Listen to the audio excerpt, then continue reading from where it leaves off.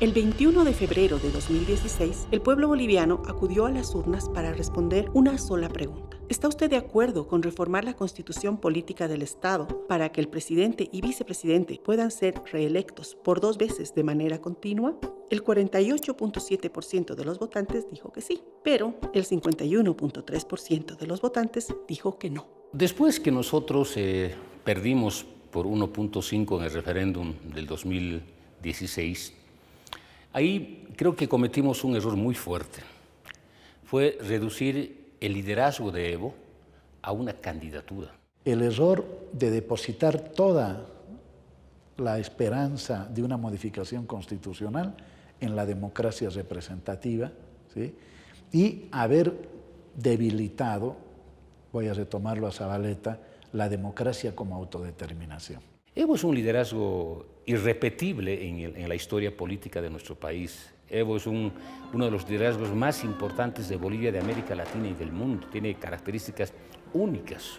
Y cuando planteamos la modificación de la Constitución para volver a habilitar a Evo, en sí mismo estábamos reduciendo todos a que el proceso estaba subordinado a la reelección de nuestro jefazo a una candidatura electoral. Creo que él mismo ha reconocido que no fue la mejor idea tanto hacer el referéndum como después repostularse. El gobierno del movimiento al socialismo, especialmente después de la elección, de la aprobación de la nueva Constitución Política del Estado, empieza a tener un proceso, voy a decirlo así, de retroceso sobre muchos de los elementos que se había planteado como proceso de cambio.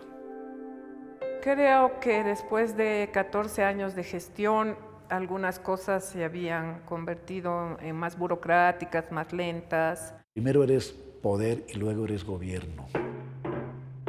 Se es gobierno en la superestructura jurídico-política del Estado, pero al mismo tiempo se es poder en la sociedad. Entonces, como ya el MAS era cada vez más gobierno y cada vez menos poder, se va produciendo una suerte de separación entre la sociedad política y la sociedad civil, donde el Estado se va convirtiendo en el único actor del proceso y los movimientos sociales van pasando de ser protagonistas, de haber engendrado el proceso desde el año 2000, van convirtiéndose en espectadores.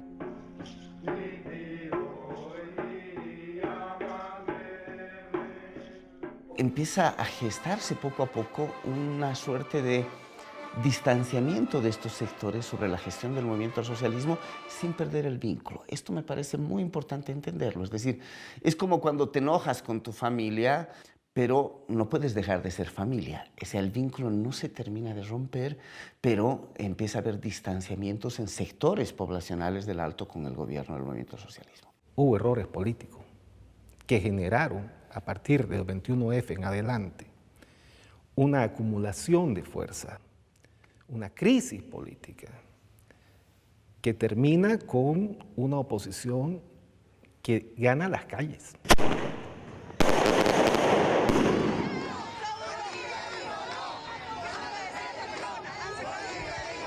Estábamos frente a un momento de total y completo descontento social respecto del gobierno de Evo Morales. Un agotamiento de su propuesta y un agotamiento de su retórica. Hay un elemento rupturista muy importante que hay que entender, que es la decisión del movimiento al socialismo de mantener la candidatura de Evo Morales a pesar de que constitucionalmente no era posible. Con el fin de revertir los resultados del 21F, un grupo de legisladores del MAS interpuso un recurso ante el Tribunal Constitucional solicitando que se declaren inaplicables los artículos de la Constitución que limitan la reelección. La iniciativa de ir a la modificación de la Constitución fue iniciativa de la Central Obrera y la CONALCAN. La iniciativa de recurrir al tribunal fue una iniciativa de los parlamentarios de la Asamblea Legislativa Plurinacional. Las organizaciones dijeron consultaremos al pueblo y los parlamentarios dijeron recurriremos al Estado. Ojo, que es una salida absolutamente constitucional primero y segundo, legal desde el punto de vista del derecho internacional. La solicitud se basaba en el Pacto de San José, un tratado internacional que prioriza la protección de los derechos políticos de los ciudadanos por encima de las legislaciones locales. El primero que usó el Pacto de San José, tanto en sus artículos 23 y 24, fue Óscar Arias, presidente de Costa Rica, en un país donde no había la reelección ni continua ni discontinua. Y luego vienen otros 3 países, por eso que evidentemente Evo Morales tenía el derecho de ser candidato, porque habían 3 o 4 antecedentes en América Latina que habían recurrido a una interpretación a través de sus salas de lo constitucional para habilitarse. La propuesta de que se iban a repostular sobre la base de unos convenios internacionales no caló en la gente, en mucha gente, y por tanto se rebelaron. Aquí estaba la legalidad y aquí estaba la legitimidad, ¿sí?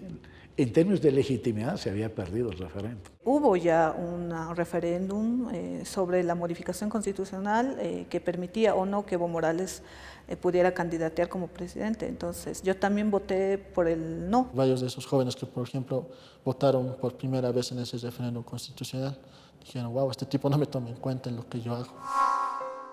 Eso va a permitir que encuentren una nueva bandera, y es la bandera de que ustedes que han votado por el no, le están escamoteando su voto. Fue una mala decisión de parte de Evo Morales repostularse, una mala decisión política, digamos, más allá de que haya sido legal. Y esto no solamente que va a ser presentado como algo que está fuera de la norma, sino que va a ser vivido con un sentido de indignación. La gente va a estar indignada frente a esto. Y esto es algo que el MAS no supo leer ni entender. En noviembre de 2017, el Tribunal Constitucional emitió la sentencia 84/17, que permite a toda autoridad electa postularse de manera indefinida a la reelección en su cargo. El día en el cual sale el fallo del TCP, ese día, a final de la tarde, las plataformas se van a ir a reunir en la plaza, autoconvocadas, o sea, en un sentimiento así de, ¿qué hacemos? Cuando dio el fallo constitucional, bueno, hay que hacer algo, dijimos, ya que nuestros políticos no hacían nada. Un grupo de jóvenes fuimos a la plaza, nos juntamos, nos conocimos, formamos las plataformas. De las plataformas fue que empezó a tener fuerza lo que es el 21F. Empezaron a ver las primeras manifestaciones. La gente empezó a salir, empezaron a armarse los primeros cabildos, la gente empezaba a mostrar su rechazo, todo eso, y además eso se fue acumulando, ¿no? A esto se sumó, por supuesto, ya la planificación de los grupos que habían decidido echar a Evo Morales del gobierno. Yo no creo que esto hubiera tenido mucho resultado político si nos veían solo como adversarios electorales. Nos tenían que ver como enemigos a ser destruidos. Las plataformas no iniciaron de ninguna manera política buscando ningún fin. El único fin que nos unió a todos fue la renuncia de Evo Morales. Construyeron la imagen del enemigo dictador, el enemigo que quiere eternizarse en el poder, el enemigo que hizo fraude, el enemigo corrupto. Nos crearon una imagen hipernegativa. ¿Y por qué querían que renuncie? Porque había pisoteado la Constitución, porque había mellado el voto de los bolivianos, porque a toda costa ese hombre quería aferrarse al poder. Y al ver que no tenían respuesta, se van a dar la vuelta y van a ir hasta el Comité Pro Santa Cruz. Y van a entrarse al Comité Pro Santa Cruz. Y Luis Fernando Camacho va a salir ese momento a pedir que se calmen las cosas y va a pedir la intervención de la policía en contra de los plataformistas.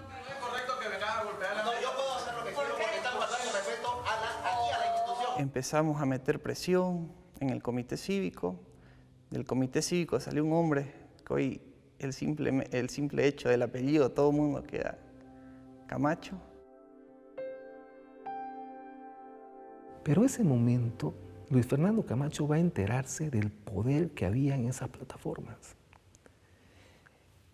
Y va a engranar con ese sentimiento y va a empezar a liderar esas plataformas. El Comité de Santa Cruz empezó a tomar relevancia, más o menos lo que decía el Comité Cívico Pro Santa Cruz, de que tal día hay paro, los demás comités se sumaban ese día y empezaba a haber un enfrentamiento en las calles, ¿no? Empezar a ocupar espacio en las calles. Encontraron un líder Y a partir de ahí empieza un proceso de acumulación. Desde enero del 2019 se ha construido la idea política del fraude. Artículos, editoriales, entrevistas, todos hablaban fraude, fraude, fraude. Es que ya no se confiaba en las instituciones como el Tribunal Supremo Electoral. Por eso que la encuesta que saca Página 7 los primeros días de octubre del 2019 dice que el 70% de los bolivianos cree que va a haber fraude. Creo que fue eso lo que hizo que esta versión del fraude fuera más agudo y mucho más legítimo. Lograron incorporar en el razonamiento común del mundo urbano que sí va a haber fraude. Pudo o no ser fraude, pero evidentemente ya había una desconfianza hacia el Tribunal Supremo Electoral. Hay un tribunal electoral que va perdiendo fuerza, va perdiendo credibilidad porque hay denuncias y junto a esas denuncias también se producen errores que en conjunto van abonando, digamos, una situación favorable al proyecto de desestabilización. Y todo eso era un cansancio muy grande frente a un proceso electoral sin ideas, un proceso electoral donde no solamente él estaba agotado, sino que estaba agotado el conjunto del sistema de partidos, donde la gente no tenía alternativa. En los meses previos a las elecciones, hubieron algunos eventos que vale la pena recordar. Por un lado, estuvo la larga huelga y movilizaciones del Colegio Médico y los trabajadores en salud, opuestos a la instauración de un seguro universal de salud. Las llamadas batas blancas fueron un elemento visible en las calles de las ciudades durante casi todo el 2019 y más adelante jugarían también un rol importante. A partir del mes de agosto, un nuevo elemento empezó a tomar protagonismo en la agenda de los medios.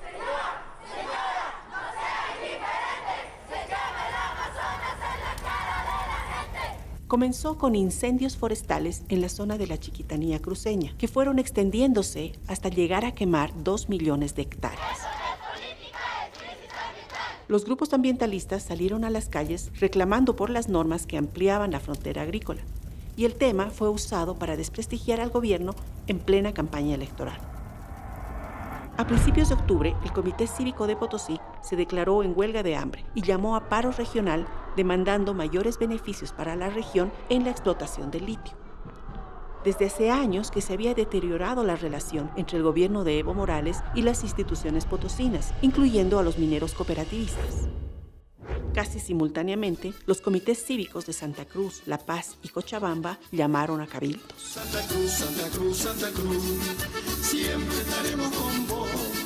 Ayer, hoy y mañana, viva nuestro Santa Cruz.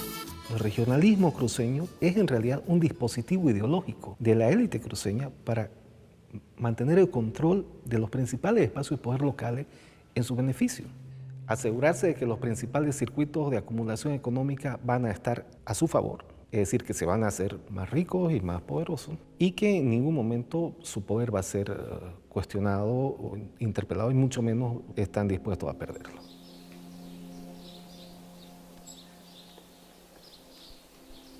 Esta es la base discursiva ideológica del Comité Pro Santa Cruz, que consiste en una larga serie de mitos que pasan básicamente por la superioridad colonial de la élite y que Santa Cruz es una región postergada por el centralismo, por lo andino, etcétera, etcétera.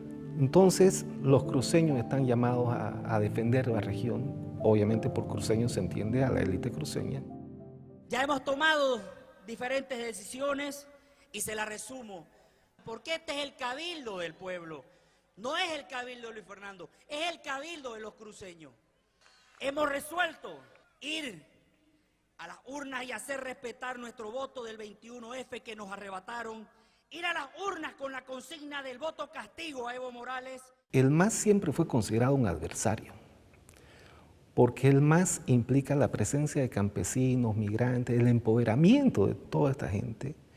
Y esto colisiona con los intereses de la élite cruceña, que le interesa que nadie le dispute su poder. Pero sobre todo, garanticemos la salida de este binomio inconstitucional e ilegal. Esta es la base misma de la oposición acá en Santa Cruz frente al MAS. Y la disputa acá de fondo es tema tierras, el tema del control del poder mismo en Santa Cruz. Pero hay otro tema importantísimo en este cabildo. Nuestra chiquitanía, nuestra tierra, nuestra identidad. No es una disputa sencillamente porque le caiga mal el otro por su cara. No, aquí se está jugando poder, se está disputando poder. Les pregunto, ¿están dispuestos a impedir y desalojar las dotaciones de asentamientos humanos ilegales en tierras fiscales y áreas protegidas? Con su respuesta afirmativa, damos un plazo al INRA hasta el lunes para que haga desalojo de los asentamientos ilegales. Caso contrario, se procederá a las 12:01 de verificar la ilegalidad y hacer cumplir este mandato del Cabildo. Esta resolución, destinada a recuperar violentamente tierras que se redistribuyeron en virtud de la nueva Constitución, no era parte de la plataforma acordada con los otros comités cívicos. Este era un regalito solo para los terratenientes cruceños.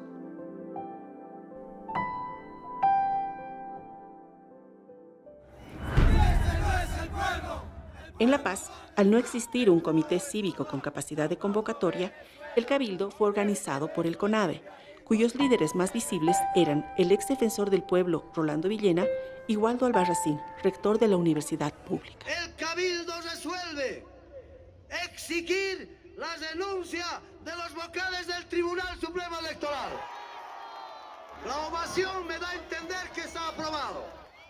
Es muy sencillo lograr consensos cuando se convoca solo a quienes ya están de acuerdo contigo, con el único fin de aprobar por aclamación medidas que tú mismo has definido. El Cabildo resuelve desconocer cualquier resultado electoral del binomio ilegal, activando los mecanismos de desobediencia civil democrática.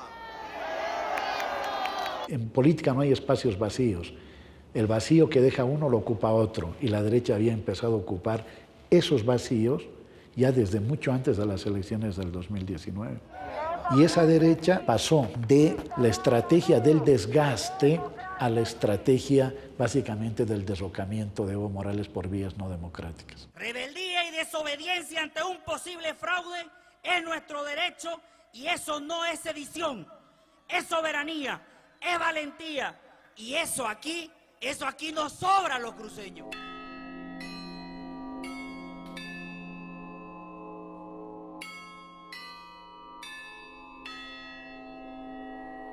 El día de las elecciones la vivimos nosotros en una celda, preso.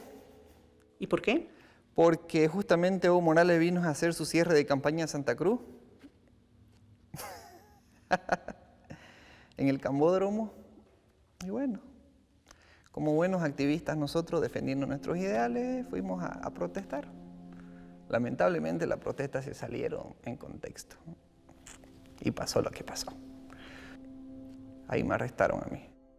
En cuestión de las elecciones, sí me sentía en desacuerdo con que Evo Morales estuviera de nuevo en la papeleta, pero la verdad es que no le daba demasiada importancia a ese momento electoral en sí. Antes de las elecciones, en donde se armó todo el conflicto, yo tenía una posición muy antimacista, muy radical. Claro, tampoco me identificaba con la derecha, pero es que también hubo un descontento. Tampoco me sentía convencido por el programa de la oposición, que no existe básicamente. Nunca, en los últimos años no existe un programa realmente contrario al movimiento al socialismo. Solo ha sido una oposición, yo diría casi étnica, digamos.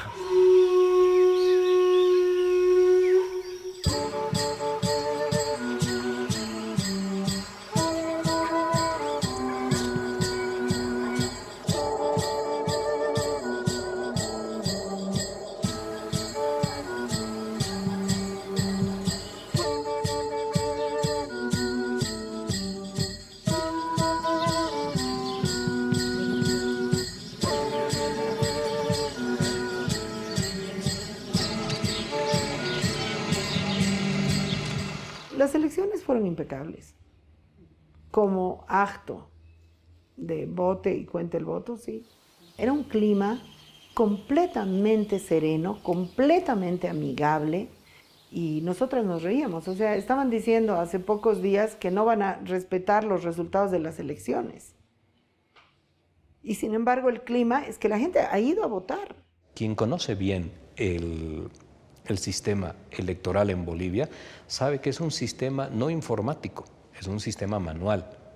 Lo informático es la constitución de unas bases de datos que sirven como elemento sumatorio de los votos, nada más que eso, pero el sistema es manual. La base de la organización de cualquier proceso electoral se funda en la cantidad de personas habilitadas para votar, ¿no? Eso quiere decir que tenemos un padrón electoral.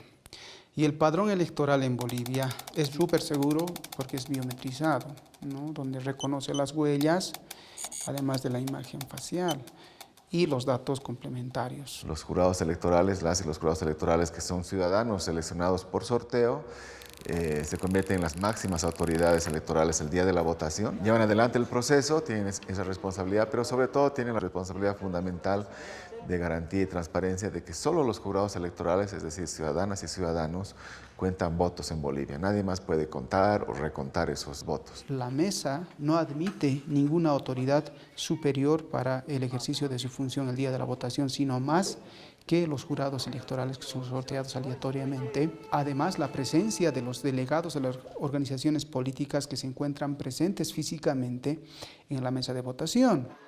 Tenemos las 8 horas del proceso de votación que están previstas, de 8 a 4 generalmente, y una vez que concluye el proceso electoral y se cierra la mesa, se hace el acto que creo que yo es el más fundamental del proceso, y es el escrutinio y cómputo de votos, que es un acto público. Lo hacen los jurados electorales en presencia de los ciudadanos, de los delegados de las organizaciones políticas que están acreditados a cada mesa, de misiones de observación, de mecanismos de control social. Es un acto público. Y los resultados de ese cómputo se asientan en un acta, y ese es el acta única y válida que no se puede modificar, excepto si tiene errores aritméticos. Y a la finalización de ese acto de escrutinio y cómputo, se hace la distribución de las copias en original de las actas de votación. Entonces, además de la original que va en ese sobre de seguridad, que es un sobre que al final se sella y se lacra, hay varias copias sobre ese proceso. La primera copia se entrega al responsable del TREP, la segunda copia al presidente de mesa, al notario, a los delegados de las organizaciones políticas. Entonces se garantiza la cantidad necesaria de copias en original físicos para todos los participantes de una contienda electoral. ¿Esto por qué es importante? Porque imposibilita, o por lo menos hace verificable, que el acta original, que ya está en un sobre lacrado, pueda ser alterada en sus datos, porque hay muchas copias que van a demostrar lo contrario. Este sillón presidencial está aguardando por su ganador. Ese ganador que nace en las urnas. Más de 7.3 millones de bolivianos que han acudido a las urnas. En algunos puntos todavía funcionan a esta hora de la tarde las votaciones, pero en la generalidad de los casos el asunto ya está cerrado. La ley establece que el día de la votación, a las 18 horas, se instalan las salas plenas de los 9 tribunales electorales departamentales para iniciar el proceso de cómputo. A veces a esa hora hay muy pocas actas, entonces hacen unos cuartos intermedios o empiezan a computar las que han llegado de los lugares más cercanos. Llega el acta físico en original, es aperturado el sobre, se verifican las medidas de seguridad que se han diseñado para el acta electoral, es introducido en el escáner. Pero además, esos datos que están transcritos se muestran y se contrastan con el acta que está en una pantalla gigante. Entonces, si el acta dice 50 y la transcripción dice otra cosa, inmediatamente todos lo miran. Digo todos los vocales, pero también los delegados de las organizaciones políticas que están ahí, o los ciudadanos. Entonces hay varios espacios y mecanismos de verificación para efectivamente impedir, no diría imposibilitar, porque alguien puede intentar hacerlo, pero para impedir que eso ocurra, y si ocurre se consuma. Aproximadamente a las 7 de la noche, los primeros sobres conteniendo actas electorales llegan a los tribunales departamentales. En los recintos rurales toma más tiempo, porque los sobres deben ser físicamente transportados a la ciudad capital, a veces en condiciones muy difíciles. ¿Desde dónde viene usted? De Santiago. ¿Cuántas horas ha caminado? De Santiago hasta aquí llegan 5 a 6 horas. ¿Con lluvia y todo? Claro, no, con lluvia más se tarda, en 8 horas. Por eso, la ley prevé que los resultados electorales puedan ser entregados a la ciudadanía hasta 7 días después de los comicios. Señora, ¿cómo es posible que usted, estando embarazada, se haya animado a venir a dejar las papeletas? ¿Por qué lo hace? Porque es mi obligación. ¿Cuánto tiempo de embarazo tiene? 8 meses. Pero en la era de la información, es muy difícil que la población espere tanto tiempo. Por eso se creó el TREP. Cuando se inauguró este sistema TREP el 2016, que era una novedad, no había antes, se empezó a hablar de 2 sistemas de cómputo. Costó un poco informar y todavía, claro, quedaron dudas y susceptibilidades ahí de que un sistema es el sistema que siempre hemos conocido en Bolivia desde la transición a la democracia, que es el sistema oficial de cómputo de resultados, que es un sistema basado en el papel. Esto es esencial, es el papel, el acta, que se puede verificar y es verificable y que la verifican los vocales de las salas plenas, los delegados de ocasiones políticas, las misiones de observación, son los que son la base del cómputo de resultados oficiales y definitivos de un proceso electoral. El TREP está basado en una imagen y en una transcripción que hace un operador en mesa y no tiene un carácter vinculante ni oficial a los resultados, sino simplemente, y esto simplemente es muy importante, pero simplemente un carácter informativo. ¿Y cómo funciona el TREP? Es un sistema independiente en el que no participan autoridades electorales, ni vocales departamentales, ni funcionarios encargados del cómputo, ¿no?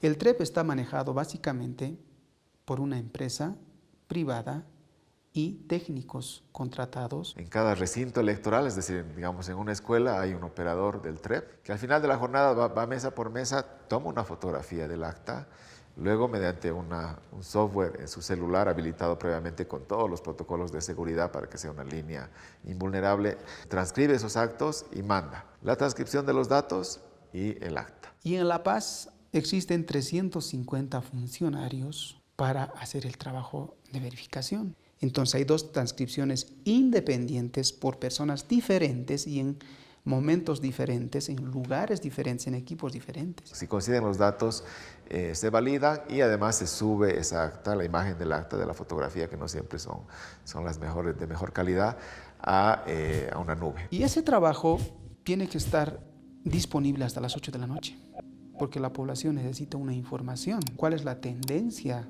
de votación? Ese es nuestro sistema electoral.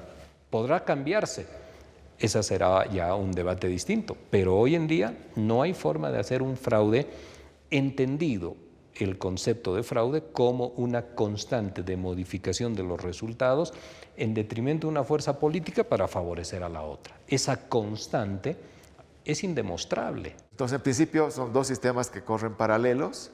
TREP en ningún caso tendría que influir, no hay forma de que influya en el cómputo departamental y por supuesto el cómputo departamental que sigue su curso legal y formal tampoco tiene relación con el TREP. Eso saben, la gente de la derecha lo conoce y saben que ahí no se puede hacer el fraude que ellos conceptualizan, que hay un fraude sistemático, por ello dicen y se cobijan en el TREP. Primero que no tiene fuerza vinculante, pero el TREP no tiene incidencia sobre el cómputo final. Son plataformas distintas. Hasta antes del 2016, entre el 80 y las elecciones del 2014, no hubo TREP y las elecciones eran perfectamente válidas legalmente. ¿Cuándo deja de existir la TREP? Cuando empieza el cómputo oficial. Es decir, que la TREP tiene valor para presentar una imagen electoral entre el cierre de la mesa electoral y el inicio del cómputo oficial en los tribunales departamentales. Por eso que lo que anuncia la presidenta del Tribunal Electoral a las 8:15 de la noche del 20 de octubre es el resultado preliminar de la TREP, pero no anuncia el resultado del cómputo oficial. En estos momentos se va a dar la transmisión de resultados electorales preliminares TREP al 83%. Escuchemos. Comunidad Ciudadana, 37.84%, más IPCP, 45.71%. Ni bien María Eugenia Choque presenta ese resultado preliminar de la TREP, inmediatamente Carlos Mesa proclama la segunda vuelta.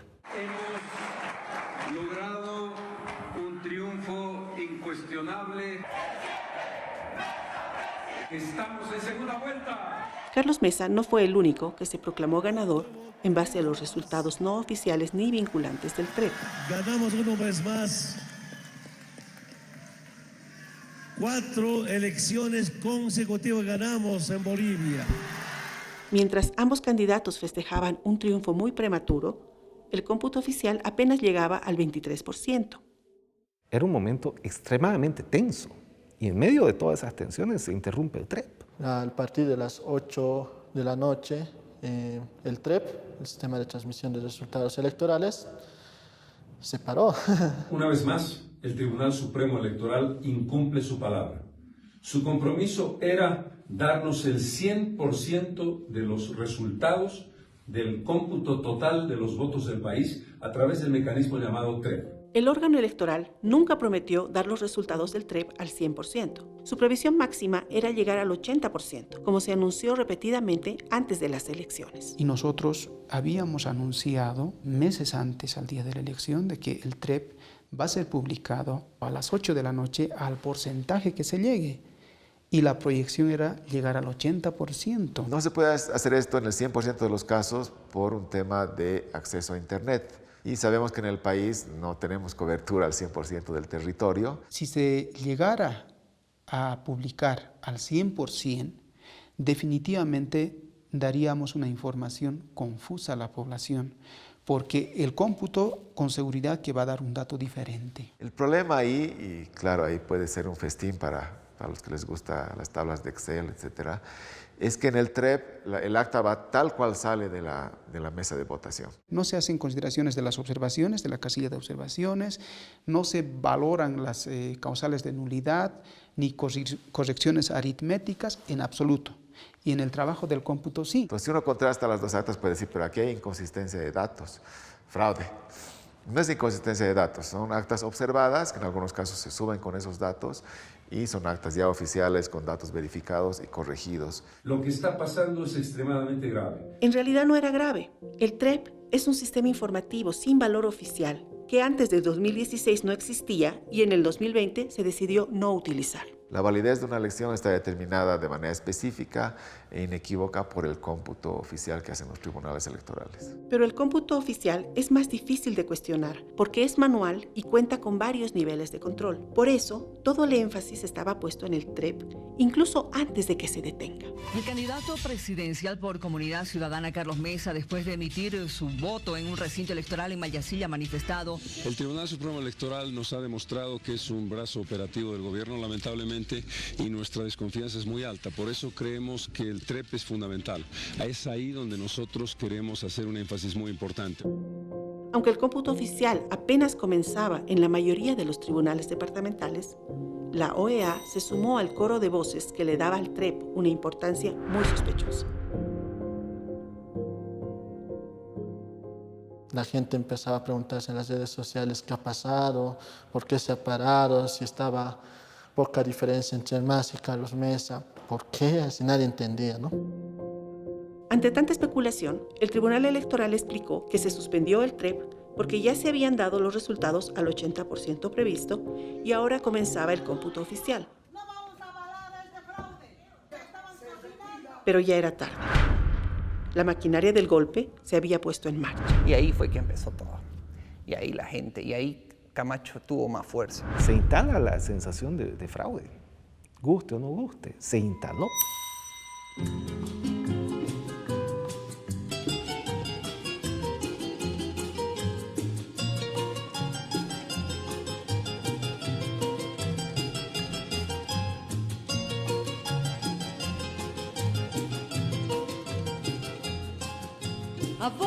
A vos que sabes del amor, a vos te pregunto por qué hay dolor, dolor de amar, dolor de olvidar, si en la alegría también hay dolor, dolor de amar, dolor de olvidar, si en la alegría también hay dolor, en una tutuma podría caber toda la alegría que yo conseguí. Un gran pasajero no podría haber, con todas las penas que dejaron en mí. Un gran pasajero no podría haber, con todas las penas que dejaron en mí. Ay, lunita, que entre nubes sos un curucusí. A vos que te arrullan y te cantan, mándame una esperanza, rayito de color. de allí hasta el río Piraí, que pasó corriente mi